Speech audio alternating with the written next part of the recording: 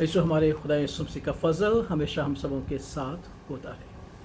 खुदावंद के अजीब और ग़रीब कामों के बयान के साथ। जो कभी हमने इस बात पर गौर किया है कि अगर हमें बांधा जाए और बांध कर जलती हुई आग में फेंक दिया जाए,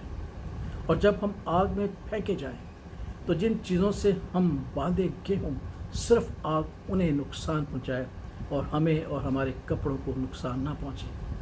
तो क्या ये अजीब और ग़रीब काम ना होगा जो खुदावंद हमारी ज़िंदगी में करते हैं। बेशक जो दानियल उसका 3 बाब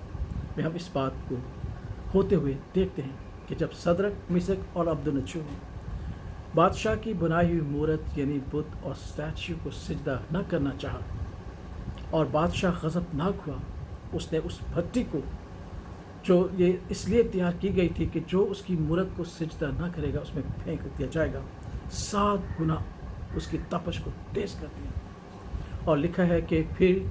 उन तीनों ईमानदारों को बांधा गया और फिर ताकतवर आदमियों के ज़रिए उन्हें जलती हुई आग की भट्टी में डाला गया। डालने वाले ताकतवर आदमी मर गए,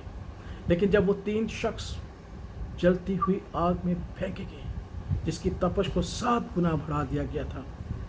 तो खुदावंद के पाक कलाम में लिखा है कि नबूकदनेस्सर उन्हें आज़ाद देकर हैरान हुआ, ताज्जुब करने लगा कि हमने फेंके तो 3 थे, ये चौथा कौन है जिसकी सूरत अल्लाह ज़्यादा की है, यानी खुदा के बेटे की है, सन ऑफ गॉड की है। ऐसो इस वाक्य से हमने बहुत बड़े बड़े मैसेज सुने होंगे, लेकिन हमने कभी गौर किया है कि उस जलती हुई आग ने सिर्फ उन बंधनों को जलाया जो इंसान ने और इंसानी ताकत ने बांधे थे, लेकिन खुदावंद के फजल से उन ईमानदारों के कपड़ों को आग ने छुआ तक नहीं। इस बात को याद रखिए कि खुदावंद जो हमारा खुदा है, जो अजीब और ग़रीब काम करता है और जिसका बेटा हमारा खुदा यीशु मसीह हमारे दरमियान रहता है और हमें हिम्मत अता फरमाता है, हमारी मुश्किल और परेशानियों में हमारा साथ निभाता है।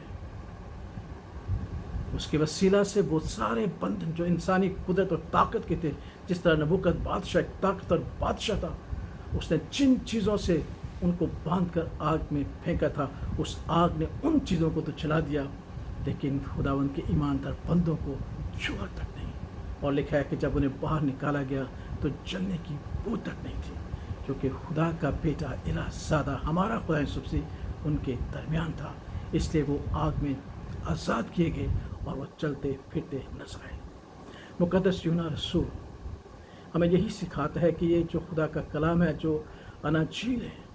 ये इसीलिए लिखी गई ताकि हम ईमान रखें कि हमारा खुदा यीशु मसीह खुदा का इकलौता बेटा है, और जब वो हमारे दरमियान होता है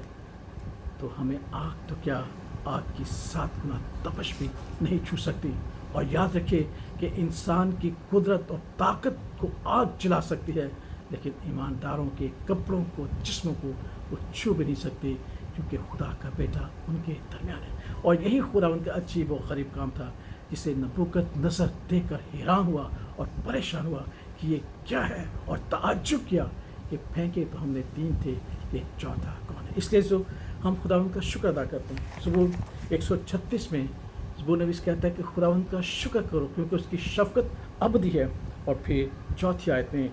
उसी का जो अकेले बड़े बड़े अजीब काम करता है, हम खुदावंद का शुक्र करते हैं कि हमारा खुदा जो बड़े बड़े और अजीब काम करता है और उसके सिवा से और कोई काम कर ही नहीं सकता, इसलिए हम उस पर ईमान रखते हैं, उसकी शुक्रगुजारी करते हैं और उसकी शफ़क़त में अपने आप को सुपुर्द करते हैं, इस ईमान के साथ कि जिन चीज़ों से दुनिया की ताकत हमें बांधती है वो आग जला सकती है, लेकिन हमें छू नहीं सकती, क्योंकि खुदा का बेटा हमारे साथ है। वही हमारे ईमान की तक़वियत और हमारे ईमान की मजबूती है। इसलिए आइए इस कलाम पर गौर करें और खुदा की कुदरत और उसके अच्छे कामों पर गौर करें, और याद रखें कि इंसानी कुदरत के सारे बंधन आग जला सकती है, लेकिन ईमानदारों को वो छू नहीं सकती। इस कलाम की वजह से खुदा को बड़ी बरकत और सलामती बख्शे। आमीन।